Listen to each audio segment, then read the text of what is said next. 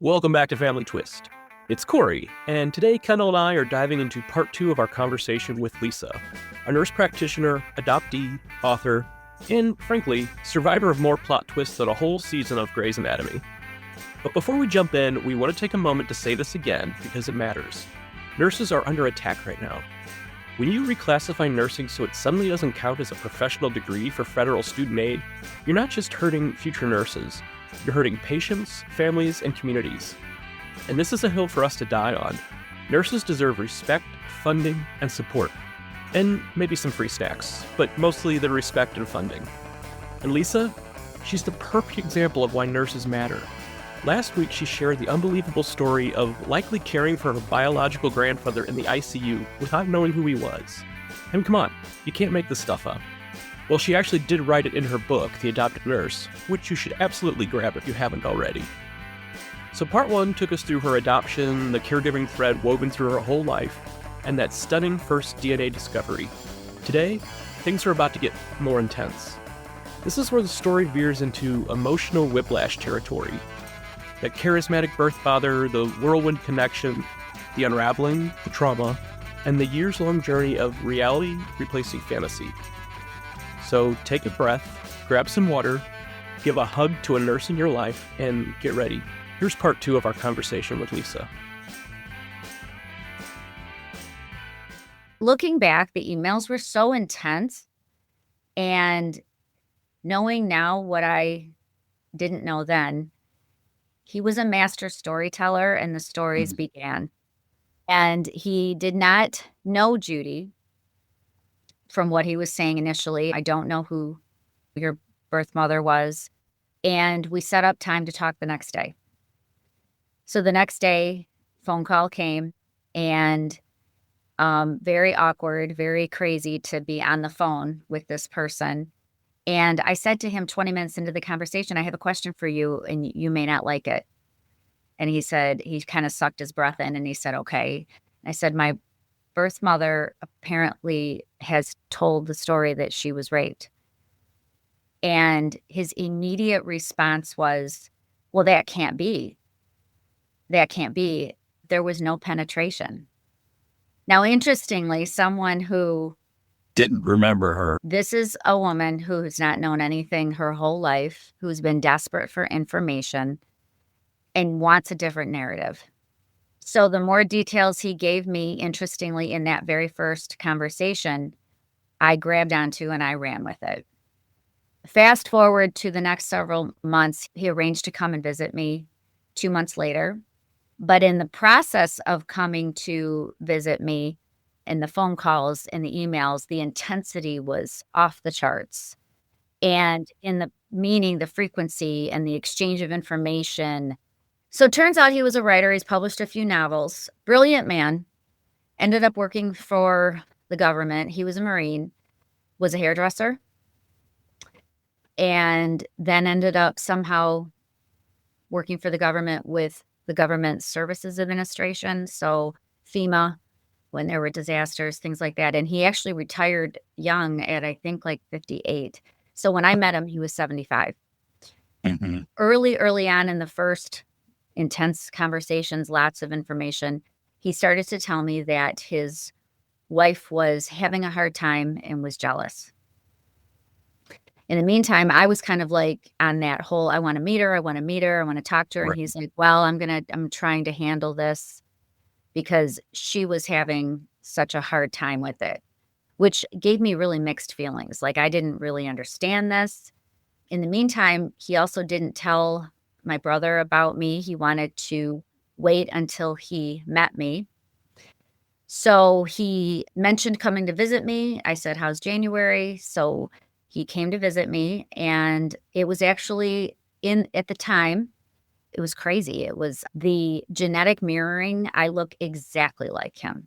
I mean, it was crazy to look at someone and really see your features, mannerisms, not growing up with him and having same mannerisms was crazy. So I was completely enchanted, enthralled, this biological connection. And he definitely constantly highlighted all of our similarities, but also looking back was really identified me with my accolades. I published a textbook several years ago that's in 5th edition about the DNP degree, my degree, and he talked about that. He talked about the fact that I had a doctorate. He talked about, I mean, it was a constant, and looking back, recognizing that, but at the time, he also has that kind of personality where you feel like you're the only person in the room. And it was just, I was completely, my life was upside down. But in the mix of this was the constant, my wife doesn't accept this. And peppered throughout the entire relationship that I had with him was the things that he would repeat back to me that she would say. It really set things up for me never feeling like this was going to be okay. I did eventually get to talk to my brother. I eventually went there Father's Day that year and got to meet my brother. Things really started to, things were things were not right from the very first conversation, but became much more obvious that things were not right about 8 months in. I didn't know he was an alcoholic, and he apparently had not been drinking for a couple of years before he met me and then started drinking, but I had no idea that that was a problem. He kept saying, I'm going to have champagne with my daughter the first time I meet her. So come to find out, I think his wife eventually blamed me for the fact that he did start drinking. The next several years peppered with him going to rehab. I actually even my daughter and I went and visited him in rehab in California. Why California? I still don't really understand when they live in the Midwest. And I'm sure there's rehab facilities we were in the Midwest, but he wanted to go to California. I twisted myself in a pretzel for about 5 years and did everything I could, but really probably the most traumatic experience I've ever been through was the push and pull and what ended up really being rejection. Yes, his wife, I feel, rejected me, but he in turn rejected me because I felt I wasn't stood for, and I felt, telling me all of this the entire time.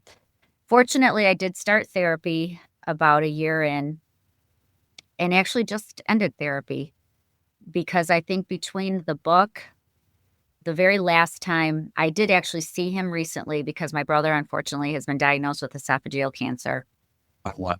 And it's stage 4, and he's a year younger than me. So pretty tragic. So I'm very close to him and have been to visit him and did see my father for the first time in 2.5 years and had a very good conversation. But the last time before that I had seen him, my daughter and I went to see him to stay with him because his wife flew out of town to see her family. And so my daughter and I went to stay with him. He was drinking, and the 3-day ended a culmination of him going on a rage and kicking us out of his house at midnight in the cold in a state we didn't live in with nowhere to go. Somewhere where you can't get an Uber real easy. We did actually make it to my brother's and then to a hotel. And when I saw him a few months ago, there had been some communication, some apologies for, and him claiming to not remember anything. And maybe he does, maybe he doesn't. I don't know. But I am completely on the other side of it. And I think one of the biggest turning points was being able to sit with him and have a conversation with him and be warm. And as he started to apologize and blame everything on his wife, me being able to look at him and go, no, Nick, it's not all her. You have every bit as much to do with how things went down and how this turned out. Absolutely. And he asked me, can you ever forgive me? But I'm not sure he knows what he's asking forgiveness for. And good for you for just like being bold. And, it sounds like you did it with empathy. And I did. I did. A different version of that could have been me being completely different. Yep. But that's not who I am. That's just not who I am. Right. And you said something interesting that got me thinking. So your half brother was a year younger than you. Mm-hmm. So that means that a year after, you were conceived. Yeah. Did he get they get married first, or did he get? No, great question. Nick met the woman that was Scott's mother. He was a hairdresser and did her hair. Oh. She was a regular client, and she was actually married and had a family, and they began a relationship, and she got pregnant, and they ran off together and were together for about 13 years, never got married.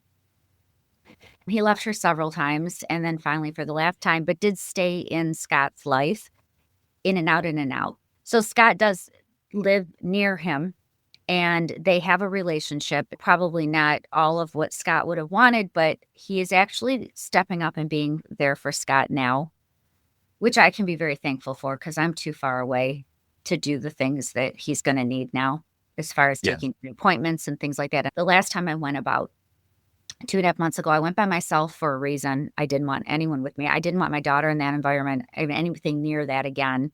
Right.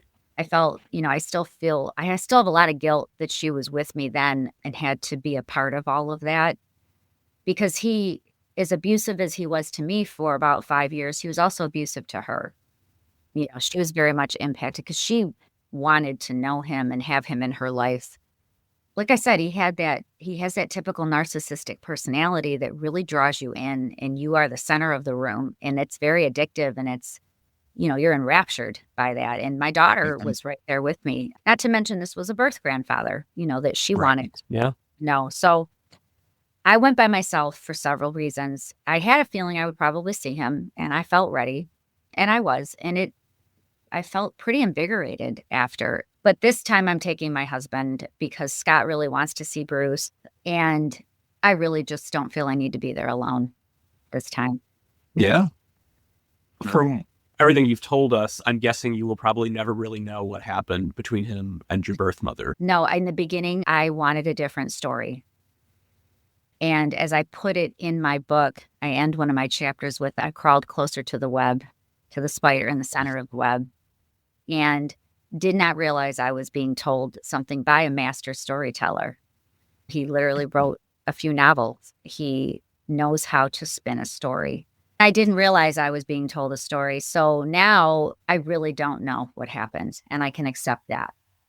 I can accept that. Yeah, exactly. I mean, you're still doing great work, and it doesn't matter. No, it doesn't. And why speculate? You know what I mean? Like, yeah. So a couple of things that we got involved with this organization called Right to Know a few years ago when they started. Their board members were guests on the podcast. I ended up attending their summit, being on a podcast panel. And it's an organization all about education and helping people find therapists and practitioners. And it's for the adoptee and NPE and donor conceived communities. And they asked me to join their board this year. I'm in the supportive spouse role. And I'm a marketer, so I'm helping with their marketing and stuff. And so we're planning the next summit right now. Kendall and I are going to attend. We'll both be speaking. It's in Atlanta in March. It would be great, if you were able to attend. And I would be open. It was a life-changing weekend for me. Oh my gosh, I love that. And we've just become so involved in these communities, and it's therapeutic for both of us. You know? And then the second thing before we get to our final question is, I'm going back to the witchy stuff. I'm just curious, as a practitioner. So we have another podcast called Horror Heals that we started last year. It's all about our theory that horror movies and horror culture is good for mental wellness. And we've had psychologists on. How? Yeah. So I don't know if you're interested in that kind of stuff, into horror itself, but when you're talking about reading the tea leaves and stuff, I don't know if that's something that you've ever thought about yourself, that, these kind of things being good for mental wellness. But, some people they get freaked out by the witchy stuff, but. But so many, I think, especially, it seems like in the last, I don't know how long, probably several years, as we feel we have less control of powers that be that govern us or situations in the world at large, I sense that folks turn inward and turn to sources of strength. And I think that the divine, or whatever your spiritualism is, and I speak more coming from the lens that I'm coming from, when you feel like you can gain a sense of control over, when you feel that you have no control over so many things that we all deal with, I think it provides a source of strength and control. There are a lot of misconceptions about what witchcraft really is, but what it really is manifestation and intention and following your inner voice and your inner goddess and really listening to yourself and gaining strength in who you are. And I think when we are faced with trauma, when we're faced with a world that we don't have any control over, and we are almost victims of that, it is a place where women, in particular, I speak from this lens, find their power and their sense of self. So I think I guess, relating it back to what you're saying with mental health, a lot of folks that I communicate with in that part of the community get strength from that. What is Sigourney Weaver's character An alien? in Alien? Ripley. Ripley, because it's so funny that you brought up the female aspect of that, because like when I think of iconic people in like final person in a film, I just think that Ripley character just kicks ass. I mean, I just think she's just the epitome of what every hero wants to be, you know?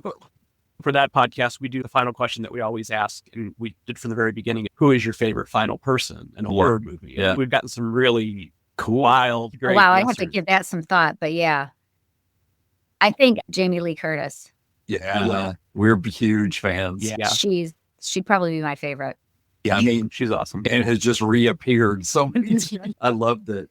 The classic ones that we grew up with, right? I mean, Exactly. I'm 57, so full disclosure, that's what I grew up with. I grew up with Halloween and Jason, and that's what I grew up. Nightmare on Elm Street. I grew up with that. I'm 55, so I can definitely relate. Yep. So we've had a couple of crossovers episodes. We love when that kind of thing happens. So I wanted to make sure that to talk about that. But I'm really interested in the conference. I teach at University of Michigan in the sexual health program, and I believe it's the second weekend in March. If there isn't a conflict, I'm very interested in that. Yeah. It's called Untangling Our Roots. That's the name of the event. Yeah. I love it. I think my journey, most recent journey with my birth father finding me, it upended so much of my thoughts and narratives and beliefs about adoption and adoptees. And I think that it just shifted me to be much more open to more narratives and more realities about living with this kind of information. I also counsel women about genetic testing. And I always tell them, once you know, you can't unknow. So if you don't want to do genetic testing, that's okay. I always relate it back to opening up that message or putting my blood out there in ancestor DNA. Like, once you do that, you have to be prepared for what you may find or who may find you. Like, I could never, looking back, I've had so many folks ask me, would you go back and do it different? Would you have not responded? There was absolutely nothing that would have stopped me from responding. And you can't understand that until you're in that situation and you've gone your whole life not knowing and wanting to know more. So I think that this most recent experience I've had over the last several years really has shifted how I feel. And also, it's serendipitous to what I do and how much, working in the breast cancer and high risk breast space and menopause and sexual health, because those are my three specialties. And knowing family history really matters. It even matters in the menopause space, because women who can't look to their mother and say, what was your menopause experience like? When did you feel that you were starting to have symptoms, or what did you do about it? They don't have that lens to know that there's any kind of familial, even breast density can have a familial component. So all the things that you can't ask if you don't have that information. And again, family history and cancer screening. How do we take care of those folks? How do we provide adoptee competent health care? How do I look at what other risk factors? How do I advocate for you to get genetic testing? How do I advocate for you to get that MRI, even though your risk score is only 15%? Because if you don't have family history, the calculator isn't going to put you at high risk. So how do I work around that with you? That's really been something that it's just amazing how the journey just kind of continues to unfold, and all of your life experiences continue to impact what I can give back, and what you can give back. Yeah. And I mean, it's important because not everyone is going to be able to do that. Not everybody, especially those that are still in the fog. So for you to be able to go through a double whammy of roller coaster ride, which with the positivity on your birth mother's side, but also the trauma there. Yep. And then the flip side with the man who birthed you. Yeah. Not everybody could come on the other side of that and be like, what can I do to help others in the community? So thank you for doing that. Thank you. So the last question that we ask on this podcast is there a musical artist or a song that you would kind of lean on when times were really, really crazy? Taylor Swift. Okay. Awesome. One song she has, when I first announced the book last year in November, my daughter actually found it. It's called Dear Reader. And it's the song that's in the background of that post. And then when she came out with Tortured Poets Department, oh my God, I can't even tell you how many songs. The Smallest Man Who Ever Lived comes to mind. Little Old Me, don't be afraid of little old me, but you should be. I'm a lot stronger than you think I am. She's been very instrumental, I think, in helping a lot of people and empowering a lot of people. My favorite Taylor Swift quote is, if you don't like her, you haven't needed her. And when you need her, you'll get it. Yeah. That's great. I love that. I love that. And to me, in general, that's what music's about, right? Yep. Like, it's, Yep. Yeah, we joke, and during podcasts are probably the only minutes in our week that music isn't playing in our house. You know what I mean? Like, it's it's a constant, so. Yeah. Well, Music lovers. Lisa, this has been absolutely amazing. So glad that we were able to connect, and wow, your story is remarkable and Thank you. so amazing what you're doing coming out on the other side. Thank you. I appreciate it. No, you guys are amazing. This was perfect. I appreciate you. Well, thank you so much again. Thank you, guys. It was such a pleasure to meet you both. Wow, Lisa, thank you for trusting us and our listeners with this chapter of your story. Part 2 is not easy. It's raw, complicated, and painfully familiar for so many adoptees and NPEs who realize too late that the reunion they hope for is not the reunion they get. The fact that you have to come out on the other side to help, and the fact that you have come out on the other side to help other adoptees and other patients, that's the kind of healing arc we cheer for. Nurses don't just save lives, they rebuild their own. If you connected with Lisa's story today, please check out her book, The Adopted Nurse. It offers even more insight, validation, and honesty. Plus, far more wisdom than you can fit into 2 podcast episodes. And remember, this is why we tell these stories. Adoption, donor conception, NPE experiences, they're not simple. They're not tidy. They're not always the Hallmark version people want to imagine. But they deserve to be heard. You deserve to be heard.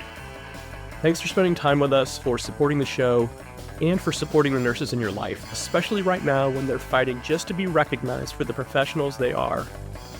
We'll be back next week with another family twist. And remember, family secrets are the ultimate plot twist. The Family Twist podcast is presented by Savoir Faire Marketing Communications and produced by How the Cow Ate the Cabbage, LLC.